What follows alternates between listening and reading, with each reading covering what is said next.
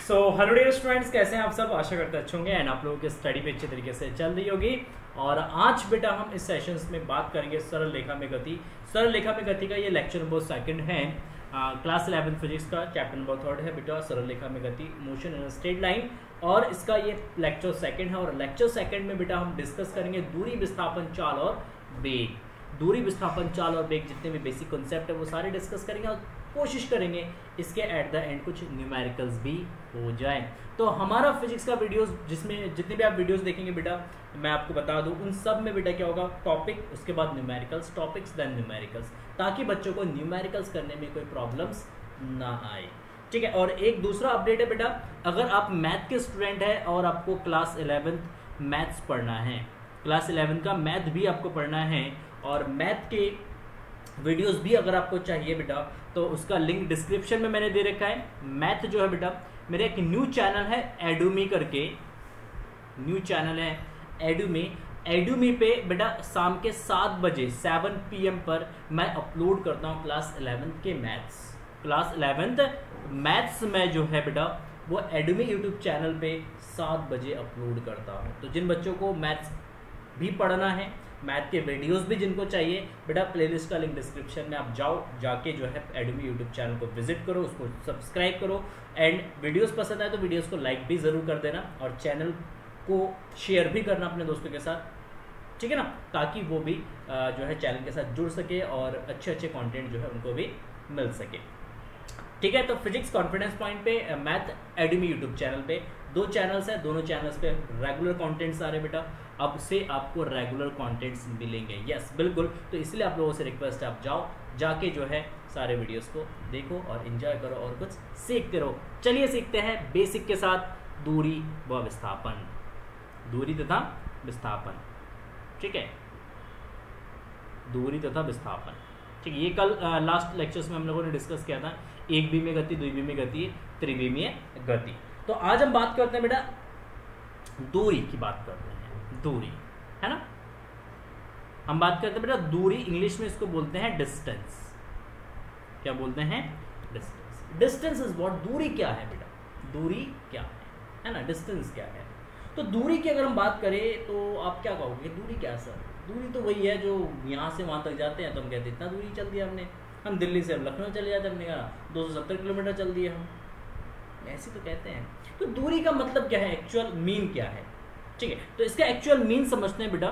देखो, मान लो हमारे पास एक प्लेस है ए, एक प्लेस है ए और एक प्लेस हमारे पास बी, एक प्लेस है हमारे पास बी, है ना। जैसा गूगल मैप खोलते हो ना लोकेशंस ट्रैक करने के लिए, मुझे जाना है यहाँ से अपने लोकेशन से किसी पर्टिकुलर लोकेशंस तक जाना है। मान लो आप दिल्ली में हो और आपको दिल्ली से लखनऊ जाना है, तो आप क्या करोगे, आपको रास्ता नहीं पता होगा तो आप गूगल मैप खोलोगे और गूगल मैप में आप लखनऊ का लोकेशन डालोगे, अपना प्रेजेंट लोकेशन डालोगे और गूगल मैप क्या करता है, आपको बहुत सारे रास्ते दिखा देता है कि आप इस रास्ते से जा सकते हैं। और जब उस रास्ते वो रास्ता दिखाता है तो रास्ते की लंबाई भी बता देता है कि अगर आप इस रास्ते से जाओगे तो आपको 250 किलोमीटर पड़ेगा, अगर आप इस रास्ते से जाओगे तो आपको 350 किलोमीटर पड़ेगा, अगर आप इस रास्ते से जाओगे तो आपको 150 किलोमीटर पड़ेगा। इस तरीके से वो अलग अलग रास्ते दिखाते हैं और उस रास्ते की लंबाई भी बता देता है कि अगर आप इस रास्ते से जाओगे तो आपको कितना डिस्टेंस पड़ने वाला पर्टिकुलर।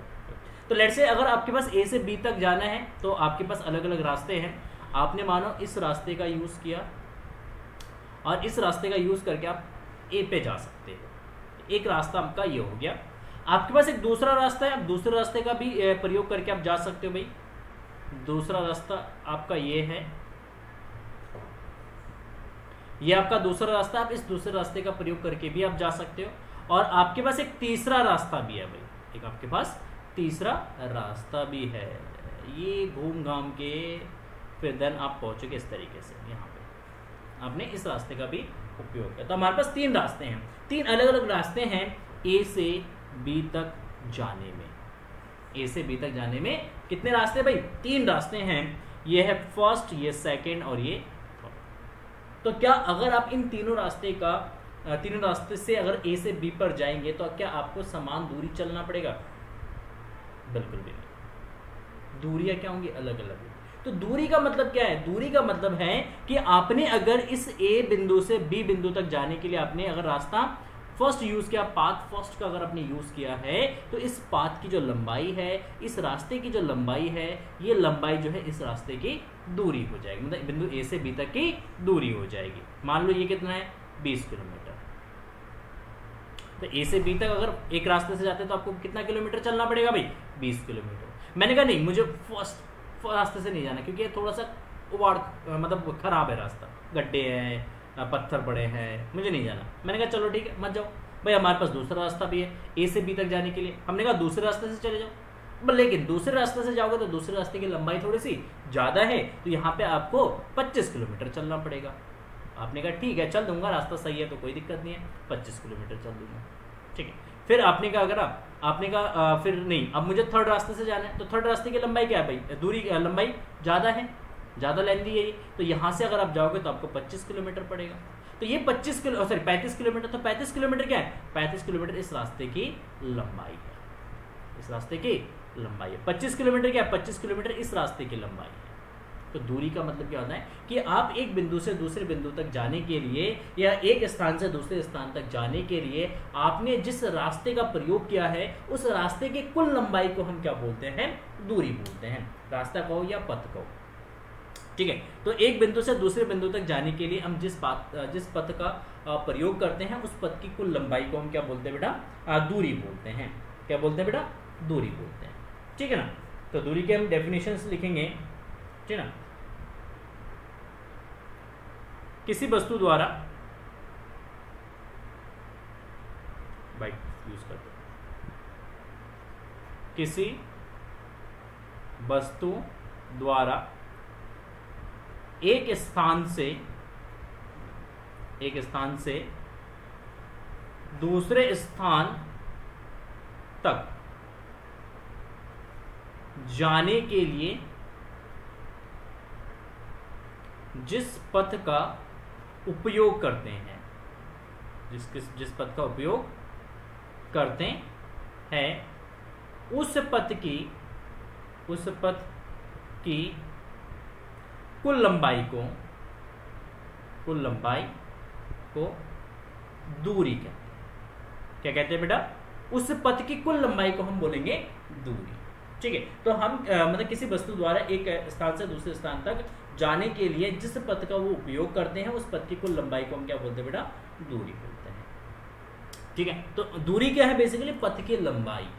पथ की लंबाई, अगर आप मान लो आप दिल्ली में बैठे हो और दिल्ली से आपको जाना है पटना, दिल्ली से जाना है आपको पटना, तो अब भाई बस जाओगे आपको ज़्यादा डिस्टेंस ट्रैवल करना पड़ेगा क्योंकि बस जिस रास्ते से जाएगी उस रास्ते की लंबाई ज़्यादा है। अगर आप ट्रेन से जाओगे तो आपको उसके कंपैरिजन में कम दूरी तय करना पड़ेगा क्योंकि ट्रेन की जो पटरी की जो लंबाई है बेटा वो उस रास्ते के कंपैरिजन में, बस के रास्ते के कंपैरिजन में कम होगा।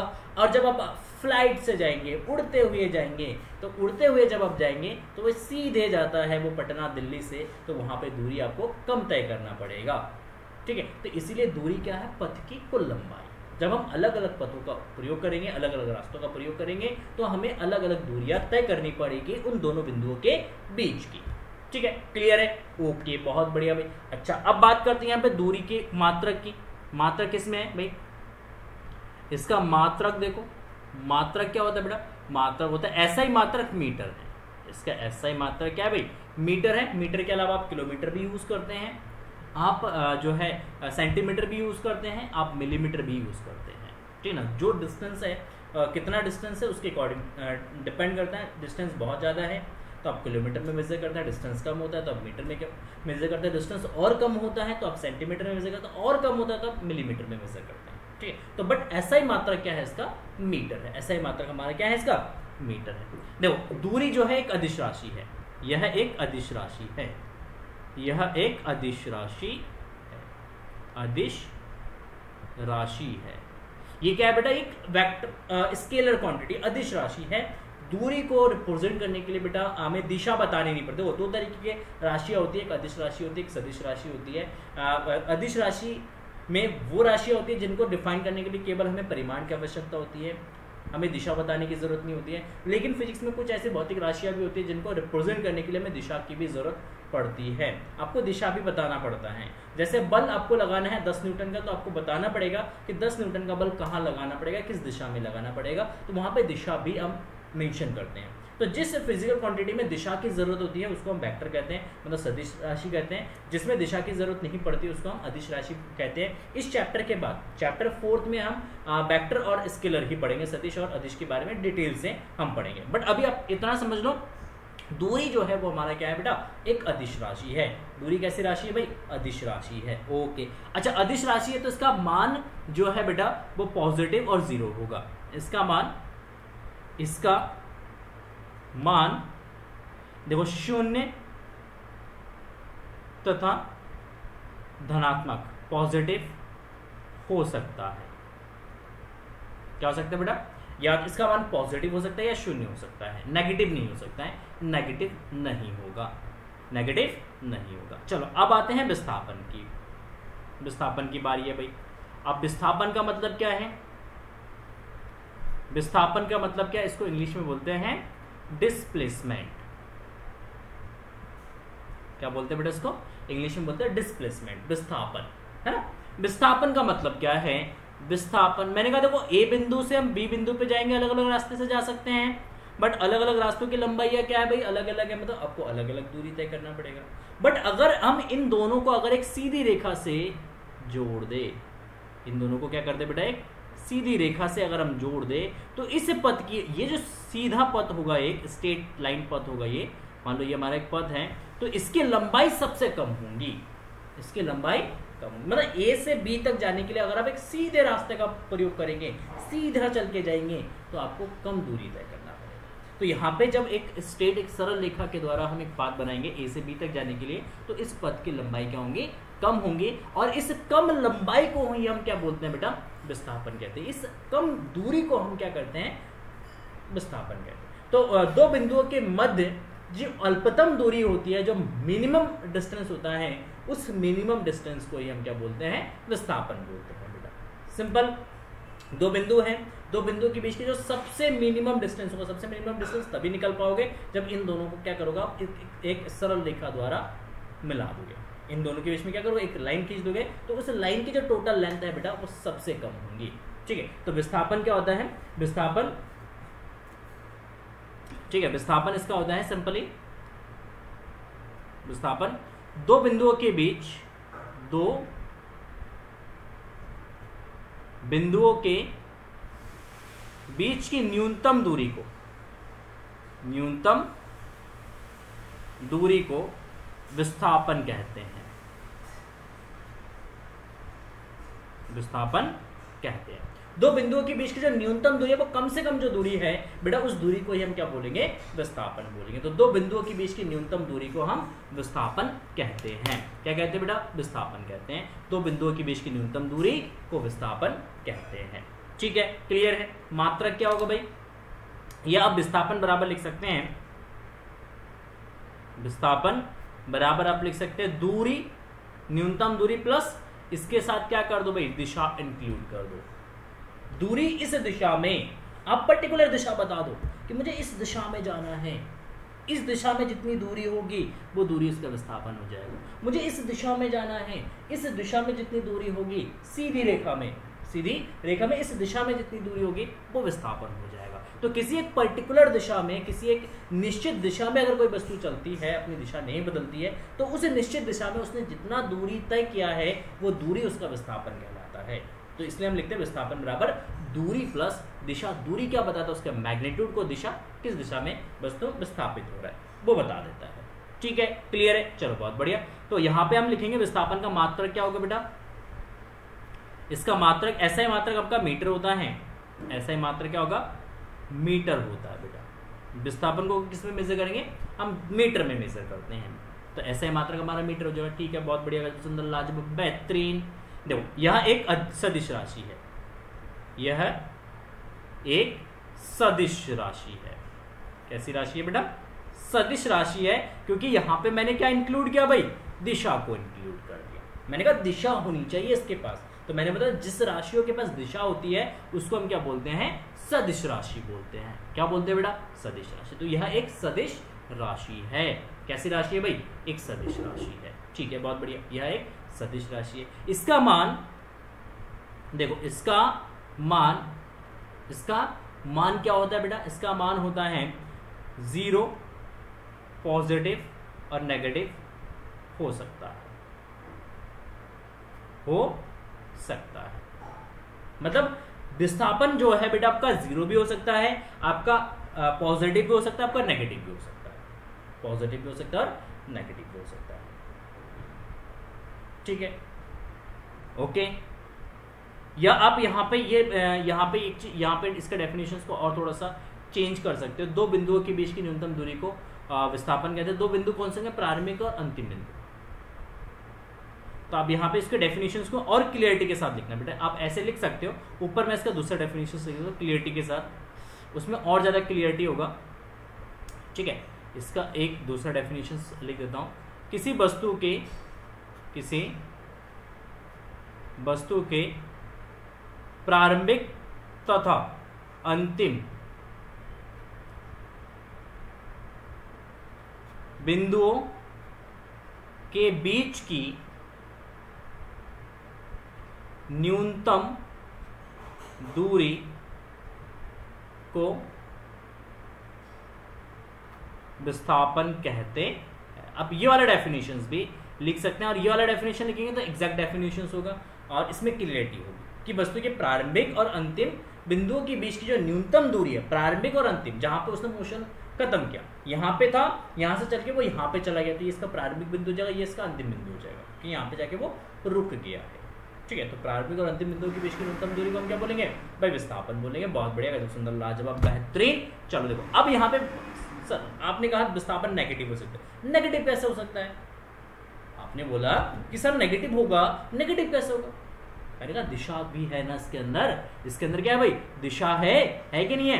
आपने कहा सर बिल्कुल है दिशा। तो मैंने कहा जब दिशा है तो इसमें हम क्या यूज करेंगे? इसमें हम कोऑर्डिनेट यूज करेंगे। आपने कोऑर्डिनेट ज्योमेट्री पढ़ा है, क्लास 10th में, तो उसी कोऑर्डिनेट ज्योमेट्री को आप यहाँ पे क्या करेंगे बेटा? यूज करेंगे। देखो ये हमारे पास कोऑर्डिनेट है बेटा, अक्ष है, ये हमारा एक्स अक्ष है, ये हमारा वाई अक्ष है, ये हमारा निर्देश बिंदु है, निर्देशांक। ठीक है, ये क्या है? हमारा पॉइंट ओ है, मूल बिंदु है, ये रेफरेंस पॉइंट हो जाएगा। क्या जाएगा? रेफरेंस बिंदु हो जाएगा, रेफरेंस पॉइंट हम इसको बोलेंगे। इस रेफरेंस पॉइंट के रिस्पेक्ट में अगर आप इधर चलोगे, एक्स के पॉजिटिव डायरेक्शन में चलोगे, तो ये आपका पॉजिटिव हो जाएगा। मतलब विस्थापन अगर एक्स के पॉजिटिव में है तो विस्थापन को हम पॉजिटिव लेंगे। अगर बॉडी इस दिशा में चल रहा है, इसके अपोजिट दिशा में चल रहा है, इस दिशा में चल रहा है, तो आपका विस्थापन क्या होगा बेटा? नेगेटिव होगा। मतलब वस्तु यहाँ पे है, वो इस दिशा में चल रहा है। अगर वो इस दिशा में चलेगा, जैसे मान लो ये हमारा रेफरेंस पॉइंट है, वस्तु अगर इस दिशा में जा रहा है तो वो पॉजिटिव होगा। अगर वो इस दिशा में चलेगा तो उसको हम क्या लेंगे बेटा? नेगेटिव लेंगे। या ये हमारा रेफरेंस पॉइंट है, वस्तु अगर ऊपर की तरफ चल रहा है, ऊपर की तरफ एक बॉल को हमने फेंका, वो ऊपर की तरफ जाएगा तो उसका विस्थापन पॉजिटिव। जब वो ऊपर से नीचे की तरफ आएगा, कहाँ जाएगा भाई? नीचे की तरफ जाएगा, तो नीचे की तरफ उसका विस्थापन क्या होगा बेटा? पॉजिटिव होगा। सॉरी यार, नेगेटिव होगा। तब अब यहाँ पे अगर हम y के पॉजिटिव डायरेक्शन में चलेंगे, y के पॉजिटिव डायरेक्शन में चलेंगे तो विस्थापन आपका पॉजिटिव होगा। y के अगर नेगेटिव दिशा में चलेंगे तो विस्थापन आपका बेटा क्या होगा? नेगेटिव होगा। क्लियर है? y के पॉजिटिव डायरेक्शन में पॉजिटिव विस्थापन, y के नेगेटिव में नेगेटिव विस्थापन। मतलब ऊपर की तरफ अगर कोई भी वस्तु जा रहा है तो उसका विस्थापन पॉजिटिव होगा, अगर कोई वस्तु नीचे की तरफ आ रहा है तो उसका विस्थापन नेगेटिव होगा। अगर कोई भी वस्तु इस दिशा में चल रहा है, मतलब राइट हैंड साइड में चल रहा है, राइट हैंड साइड की दिशा में चल रहा है, आप इधर चलोगे आपका विस्थापन पॉजिटिव, आप इधर चलोगे आपका विस्थापन क्या होगा? नेगेटिव होगा। सिंपल सी बात है। ठीक है, इज इट क्लियर? चलो देखो, एक दो क्वेश्चंस इसमें हम लेते हैं, कुछ क्वेश्चंस यहाँ पे लेते हैं। सिंपल क्वेश्चंस आपको निकालना है। दूरी तथा विस्थापन आपको ज्ञात करना है। इसमें दूरी भी निकालना और विस्थापन निकालना है। देखो क्वेश्चन है फर्स्ट, ये आपका एक संख्या रेखा है, यहाँ पे एक वस्तु है, ये आपका O है, संख्या रेखा एक्स अक्ष है, ये 10, 20, ये आपका 30, ये आपका -10, -20। देखो एक वस्तु जो है सबसे पहले वो ऊपर है, एक वस्तु, क्वेश्चन समझना, सुनना मेरी बात। देखो यहाँ पे O वस्तु, मतलब O पे एक वस्तु है, वो सबसे पहले इस दिशा में जाता है 30 मीटर। कहाँ जाता है वो? O से कहाँ चला जाता है वो? A की तरफ जाता है, और यहाँ से फिर वो रिटर्न बैक आता है, वो कहाँ पे? B बिंदु पर।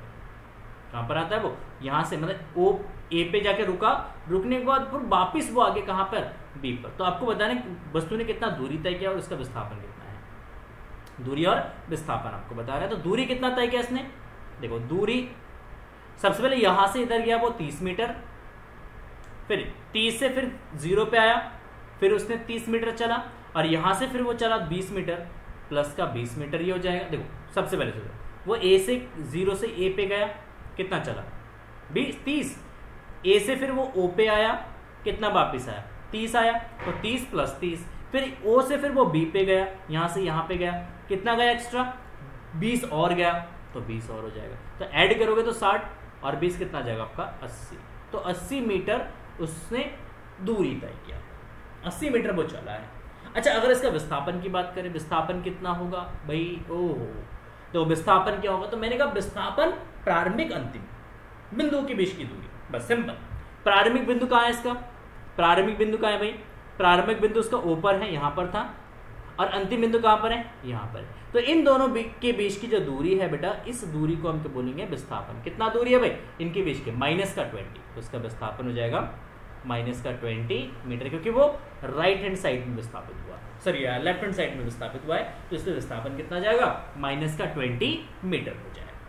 क्लियर है। तो इस तरीके से आप दूरी और विस्थापन निकाल सकते हैं। चलिए एक क्वेश्चन सॉल्व लेते हैं, सिंपल से एक और क्वेश्चन लेते हैं। मान लो एक वस्तु है ए पर, ए से वो आता है बी पर, ए से वो कहां पे आ गया बेटा, बी पर, और बी से वो चला गया भाई सी पर, बी से वो चला गया कहां पे, सी पर चला गया, ठीक। ए से आया वो मान लो 12 मीटर, यहां से ये चला गया वो मान लो 12 मीटर, कितना 12 मीटर। ए से बी की तरफ आया 12 मीटर, 90 डिग्री पे वो सी पे चला गया, यहाँ पे एंगल कितना है 90 डिग्री, 12 मीटर का। तो कितना दूरी तय किया, दूरी कितना तय किया इसने, तो इसका दूरी हो जाएगा बेटा यहाँ पे दूरी ए बी प्लस का बी सी, ए से बी तक की दूरी, बी से सी तक की दूरी।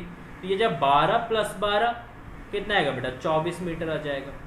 तो ए ने मतलब इसने कितना दूरी तय किया भाई, 24 मीटर की दूरी तय किया। कितना दूरी तय किया भाई, 24 मीटर दूरी तय किया है। यस बिल्कुल, कितना 24 मीटर, ठीक है भाई कोई दिक्कत नहीं है। अच्छा 24 मीटर की दूरी तय किया, विस्थापन कितना हुआ, तो मैंने कहा प्रारंभ में वो कहां पे था, वो ए पर था, ए से कहां पे गया, वो बी पर, सॉरी सी पर। ये इसका क्या है, प्रारंभिक बिंदु है भाई, ये इसका अंतिम बिंदु है। मैंने कहा प्रारंभिक और अंतिम बिंदु के बीच की दूरी बताओ भाई, न्यूनतम दूरी। तो प्रारंभिक और अंतिम बिंदु को क्या करेंगे भाई, एक स्ट्रेट लाइन से हम इसको मिला देंगे।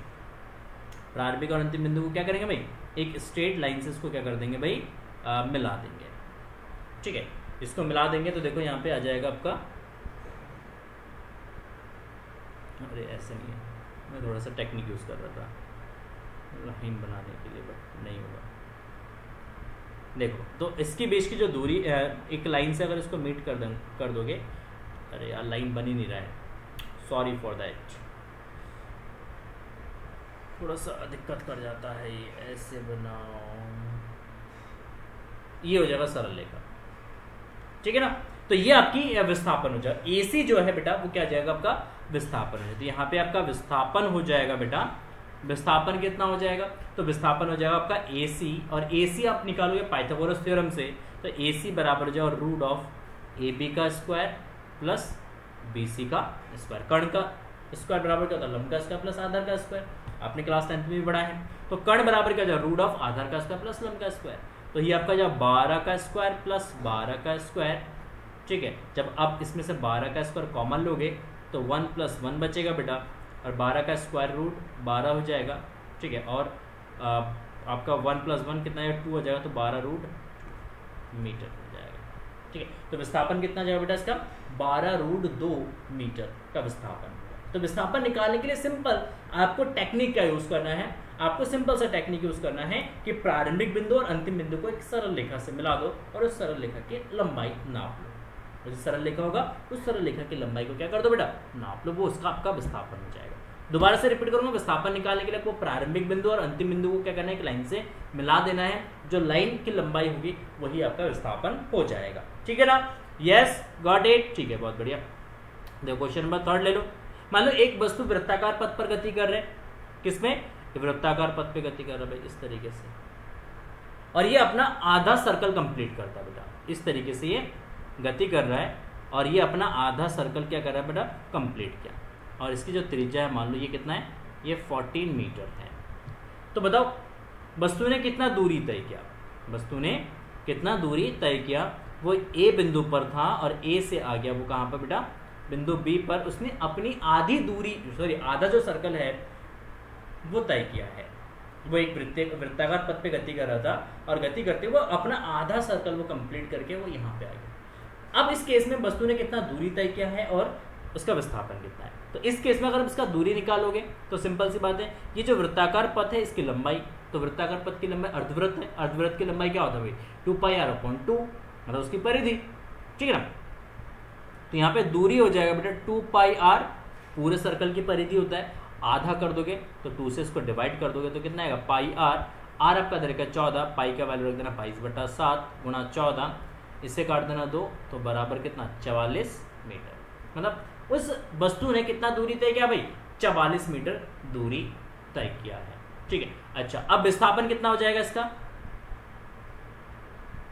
विस्थापन कितना हो जाएगा, विस्थापन देखो ये इसका प्रारंभिक बिंदु, ये इसका अंतिम बिंदु, इन दोनों को क्या कर दो भाई, मिला दो एक रेखा से, इन दोनों को क्या कर दो, एक रेखा से मिला दो। जब इनको एक रेखा से मिला दोगे तो उस केस में ये क्या बन जाएगा इसका, ये बन गया इसका व्यास, क्या है व्यास बन गया। तो विस्थापन किसके बराबर हो जाएगा भाई, व्यास के लंबाई के बराबर हो जाएगा। और ये आपका था 2r, तो 2 गुणा कितना आएगा बेटा 14 बराबर 28 मीटर। मतलब वस्तु का विस्थापन कितना हुआ, 28 मीटर का विस्थापन। वस्तु कितना विस्थापित हुआ भाई, 28 मीटर विस्थापित हुआ है। ठीक हो गया, is it clear, I think समझ में आ गया होगा। एक क्वेश्चन मैं आपको देता हूं होमवर्क में, एक क्वेश्चन देता हूं मैं आपको होमवर्क में। एक वस्तु जो कि वृत्तीय पथ पर गति कर रहा है बेटा, और उसने अपना 3/4 पार्ट जो है वो कंप्लीट कर लिया। 3/4 पार्ट उसने क्या करा बेटा, कंप्लीट किया अपने मोशन का। इसकी त्रिज्या जो है ये आपका है 56 मीटर, कितना है 56 मीटर। यहाँ पे एंगल है 90 डिग्री का। तो आप ये इस बात का यूज करता है, वो इस बात का यूज करता है। प्रारंभ में वो ए बिंदु पर था और अंत में वो कहाँ पे आ गया बेटा, बी बिंदु पर आ गया है, ठीक है। त्रिज्या आपका 56 मीटर दे रखा है। इसमें आपको बताना दूरी कितना है और विस्थापन कितना है। दूरी और विस्थापन आपको कैलकुलेट करके इसका आंसर कमेंट सेक्शन में लिखना है। मैं देखना चाहता हूँ कितने बच्चों ने इसका सही आंसर दिया है कि वस्तु ने कितना दूरी तय किया है और उसका विस्थापन कितना है। कमेंट सेक्शन में जरूर लिखिएगा बेटा, आंसर जरूर लिखिएगा, ठीक है। चलिए, तो ये हो गया हमारा दूरी और विस्थापन। अब चलते हैं बेटा हम नेक्स्ट टॉपिक की तरफ, हम चलते हैं चाल की तरफ। चाल, सातीर वाला चाल नहीं, या वो सीरियल में जो आप चाल देखते हैं जिसमें वो चाल चलती है, ठीक है ना। यह शतरंज वाला चाल नहीं कि आपने चाल चल दिया है।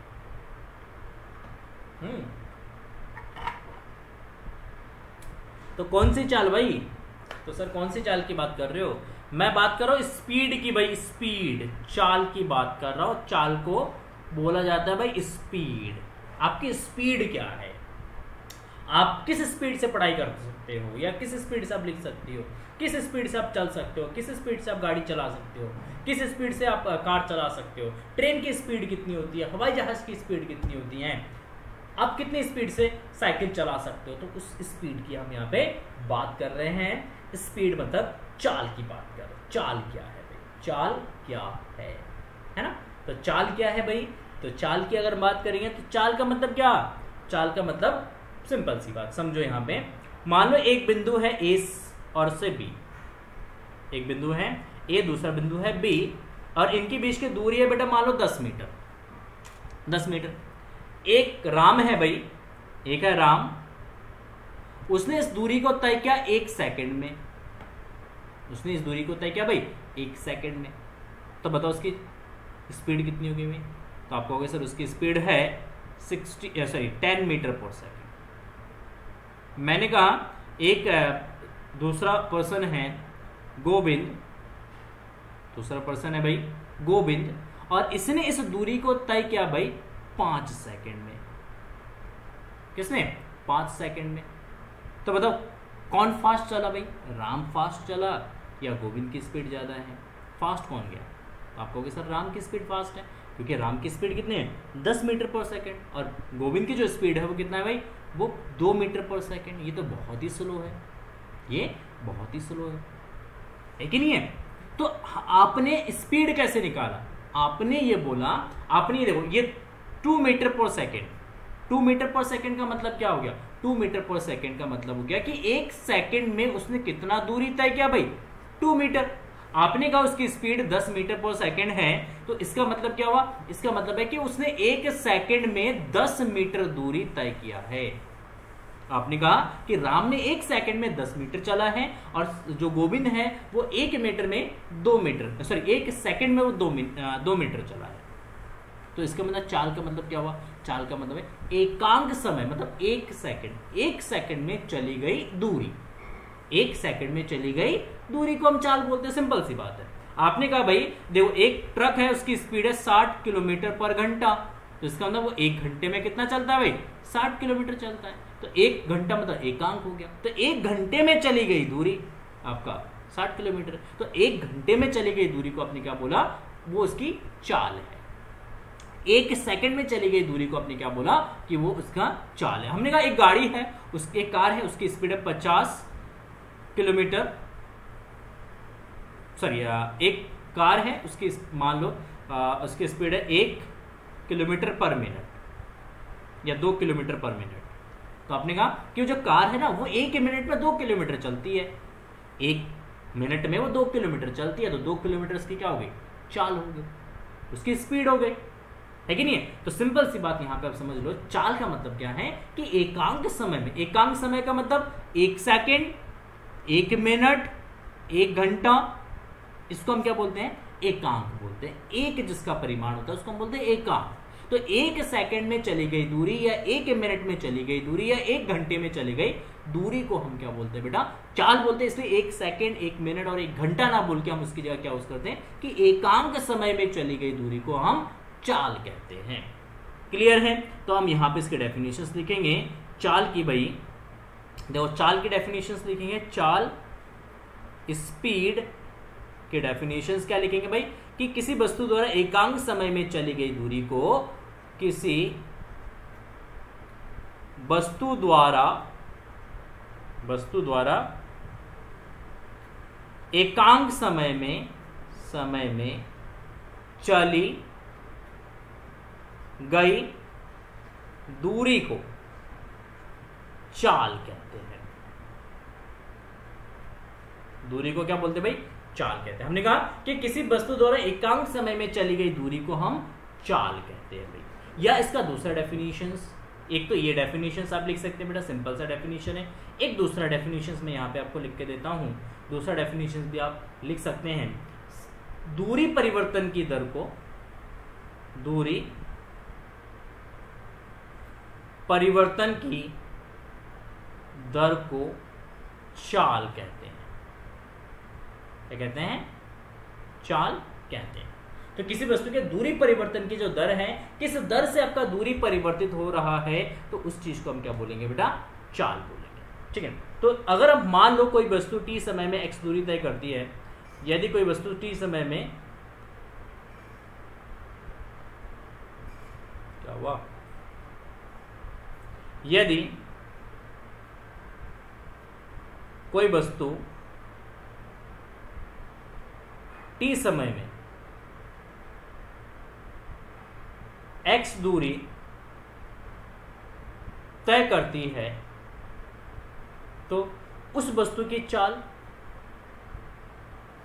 तो उस वस्तु की चाल क्या होगा भाई, तो उस वस्तु की चाल हो जाएगा, इसको रिप्रेजेंट करेंगे v से, और v बराबर हो जाएगा दूरी बटा समय। दूरी क्या है बेटा, x, समय कितना है, t है, तो v बराबर हो जाएगा x अपॉन t हो जाएगा। क्या लिखेंगे, v बराबर x अपॉन t हो जाएगा। तो चाल को किससे रिप्रेजेंट करेंगे, v से, और v बराबर हो जाएगा x अपॉन t। तो यहां से आप इसका मात्रक निकाल सकते हैं। इसका मात्रक SI मात्रक की हम बात करेंगे, केवल किसकी, SI मात्रक की बात करेंगे। तो ये होता है मीटर पर सेकेंड। क्या होता है, मीटर पर सेकेंड। बाकी अदर मात्रक इसके होते हैं, किलोमीटर पर आवर हो सकता है, ठीक है ना, या किलोमीटर पर मिनट हो सकता है ना, सेंटीमीटर पर सेकंड हो सकता है, बाकी अदर मात्रक है, बट मीटर पर सेकंड इसका एसआई मात्रक है। क्या है भाई? एसआई मात्रक है। बीमा, बीमा क्या होगा भाई? बीमा हो जाएगा LT माइनस 1। क्या हो जाएगा? LT माइनस 1 हो जाएगा बीमा, ठीक है ना। बीमा जाएगा LT माइनस 1। कैसी राशि है भाई? कैसी राशि है? राशि है ये चार है ना, अदिश राशि है। कैसी राशि है? अदिश राशि है। इसका मान कैसा हो सकता है भाई? इसका मान पॉजिटिव और 0 हो सकता है, हो सकता है। मतलब चाल जो है वो आपका या तो पॉजिटिव होगा या 0 होगा, इसके अलावा कुछ नहीं हो सकता है। ठीक है, क्लियर है? आई बात समझ में? अच्छा, अब बात करते हैं चाल के प्रकार। कितने प्रकार के चाल होते हैं? चाल के प्रकार की बात करते हैं। तो यहां पे चाल के प्रकार, टाइप ऑफ स्पीड्स, कितने टाइप के स्पीड्स होते हैं? तो अगर हम स्पीड की बात करते हैं तो देखो, अगर आप डेली लाइफ में अगर आप खुद को ऑब्जर्व करो, मान लो अगर स्कूटी चला रहे हो, बाइक चला रहे हो, साइकिल चला रहे हो, पैदल चल रहे हो, दौड़ रहे हो, तो अगर आप देखो तो आपकी जो चाल है, आपकी जो स्पीड है, वो हर जगह एक जैसा नहीं है। स्पीड आपका हर जगह जो है एक जैसा नहीं है। इसका मतलब क्या हुआ? इसका जब चाल हर जगह एक जैसा नहीं है, इसका मतलब हम एक असमान चाल से चल रहे हैं, एक वेरिएबल स्पीड से मूव कर रहे हैं। हमारी चाल जो है कभी ज्यादा हो जाती है, कभी कम हो जाती है। कभी हम अपने गाड़ी की स्पीड को हाई कर लेते हैं, स्पीड उसकी बढ़ा देते हैं, कभी स्पीड कम कर लेते हैं। जहाँ पे हमें खाली जगह मिलता है हम एक्सीलेटर दबा देते हैं और दुई भगा देते हैं गाड़ी को, और जैसे ही देखते हैं आगे से कोई गाड़ी आ रही है या कोई आदमी क्रॉस कर रहा है रोड को या ट्रैफिक है, तो हम क्या करते हैं? ब्रेक लगा के अपनी स्पीड को कम कर देते हैं। तो डेली लाइफ में हम बेटा कभी भी एक समान चाल से नहीं चलते हैं, हम हमेशा असमान चाल से चलते हैं। जब असमान चाल से चलते हैं तो असमान चाल के लिए हम दो चीज और निकालते, दो चाल और निकालते, एक औसत चाल निकालते हैं और एक उसका तात्क्षणिक चाल निकालते हैं। तो कुल मिला के चाल के प्रकार में हमारे पास 4 तरीके के स्पीड से 4 तरीके के चाल है। एक समान चाल, एक असमान चाल, एक औसत चाल और एक तात्क्षणिक चाल। धीरे धीरे हम उसको डिस्कस करते हैं। तो सबसे पहले यहाँ पे हेडिंग डालेंगे चाल के प्रकार में, एक समान चाल। पहला क्या भाई? एक समान चाल। तो एक समान चाल क्या होता है बेटा? एक समान चाल क्या होता है? अगर हम एक समान चाल की बात करते हैं तो एक समान चाल का मतलब, यदि कोई वस्तु, यदि कोई वस्तु एक समान समयांतराल में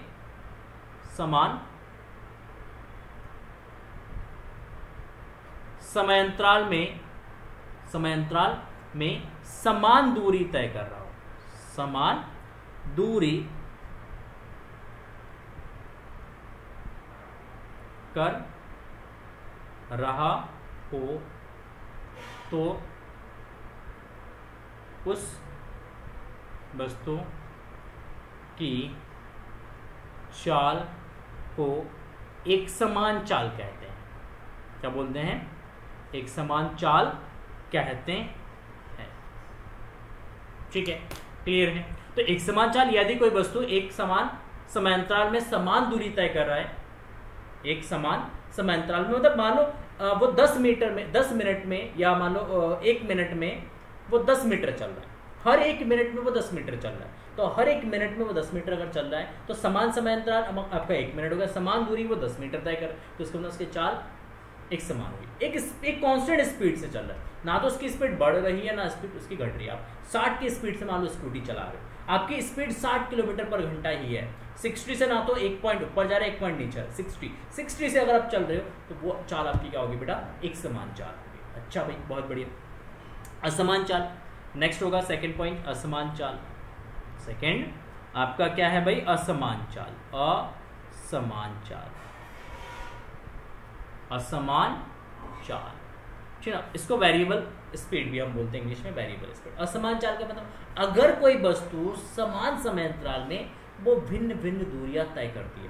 पहले 1 मिनट में वो 10 मीटर चला, दूसरे 1 मिनट में वो 30 मीटर चला, तीसरे 1 मिनट में वो 5 मीटर, तीसरे 1 मिनट में वो 5 मीटर चला। तो उसका वो देखो 1 मिनट के अंतराल में वो कितना दूरी तय कर रहा है? वो डिफरेंट दूरियां तय कर रहा है। ठीक है, तो उसको हम क्या बोलेंगे बेटा? असमान चाल बोलेंगे। तो यदि कोई वस्तु समान समय अंतराल में, यदि कोई वस्तु समान समय अंतराल में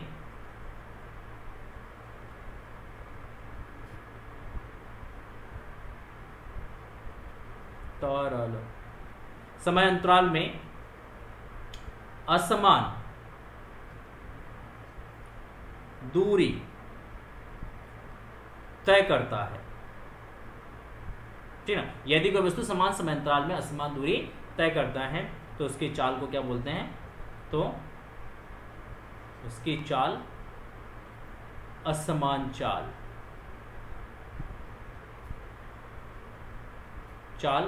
कहलाती है,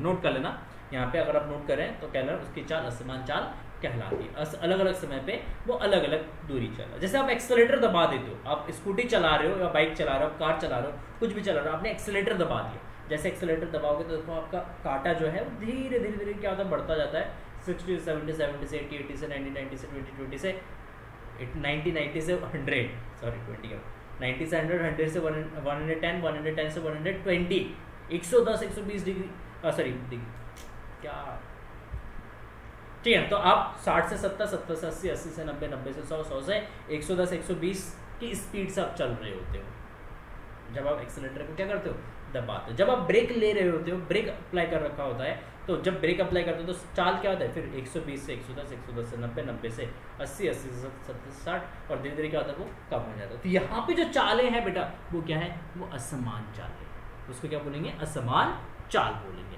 ठीक है, क्लियर है, ओके गॉट इट। चलो भाई अब चलते हैं औसत चाल, किसमें चलते हैं भाई, औसत चाल। देखो औसत चाल जो है ये आपका जो है क्या कहते हैं, जो असमान चाल है इसी का एक प्रकार है। जब आप किसी असमान चाल से चल रहे होते हो तो आप कहते हो कि ऑन एन एवरेज मैं इस स्पीड से चला, आप कहते हो कि देखो मुझे यहां से ना अपने घर से मुझे स्कूल तक जाना है। अच्छा, आपके घर से आपके स्कूल तक की जो दूरी है, आपने कहा भाई 3 किलोमीटर है, आपने कहा ठीक है, मैं ना कभी अपनी स्पीड बढ़ा लेता हूँ, कभी स्पीड कम कर लेता हूँ, कभी बहुत स्पीड से चलता हूँ और मुझे अपने घर से स्कूल तक जाने में मुझे करीब 10 मिनट लगता है। क्या 3 किलोमीटर की डिस्टेंस आप तय करते हैं 10 मिनट में। तो हमने कहा आपकी एवरेज चाल कितनी है, तो आपने कहा सर मैंने जितना दूरी तय किया 3 किलोमीटर, उसको टोटल समय से आप क्या कर दो, भाग कर दो। 3 किलोमीटर को 10 मिनट से क्या कर दो, भाग कर दो। तो 10 किलोमीटर को 3 मिनट से जब आप 3 किलोमीटर को 10 मिनट से जब आप भाग करोगे तो जो चाल निकल के आएगा उस चाल को हम क्या बोलेंगे, उसकी औसत चाल बोलेंगे। क्लियर है, क्लियर। तो औसत चाल का मतलब वस्तु द्वारा तय की गई कुल दूरी। देखो इसके डेफिनेशन, वस्तु द्वारा तय की गई कुल दूरी तथा कुल समय के अंतराल को,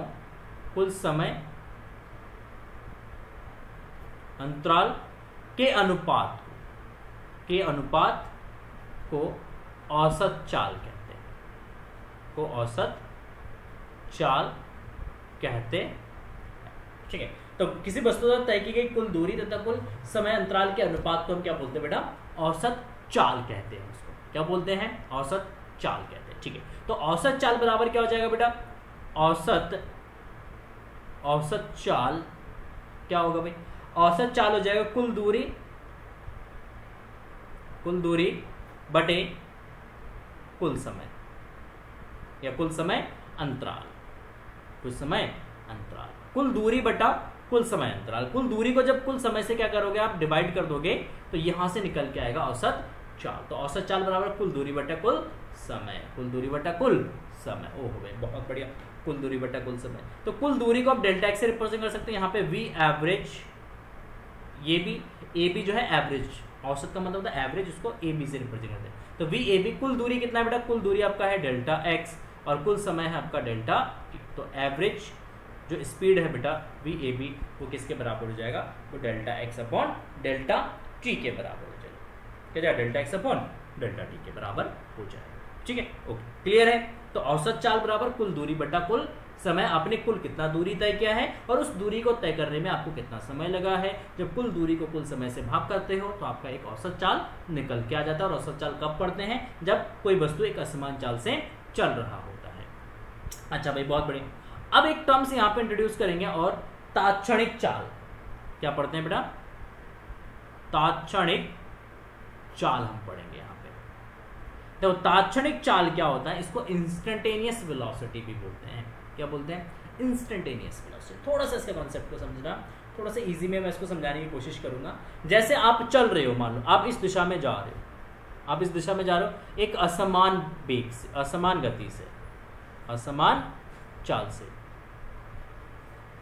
असमान चाल से आप चल रहे हो, ठीक है ना? असमान चाल, आपकी चाल क्या असमान है। तो मैंने कहा जब आप यहां से जा रहे हो, गुजर रहे हो, जब आप इस बिंदु को क्रॉस करोगे, बिंदु यहां पे मान लो ए है, जब आप इस बिंदु से गुजरोगे तब आपकी चाल कितनी है, तब आपको अपनी चाल बतानी है।